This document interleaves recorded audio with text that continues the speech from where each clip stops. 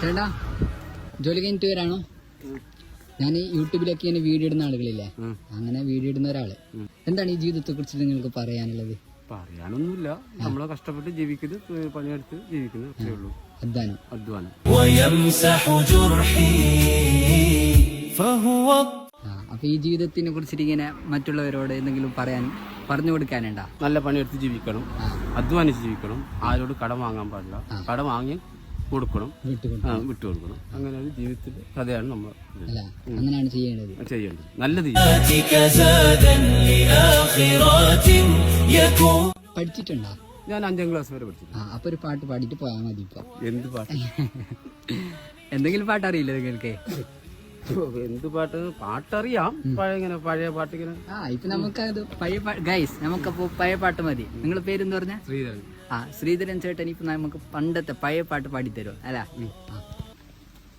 ഒരിക്കൽ നീ ചിരിച്ചാൽ എന്നോമനാല് കുളിരും പൗർണമി, ഒരിക്കൽ നീ ചിരിച്ചാൽ എന്നോമനാല് കുളിരും പൗർണമി.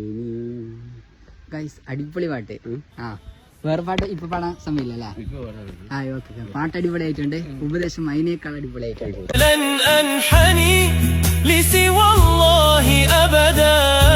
فيا رب ثبت خطاي إليك واجعلني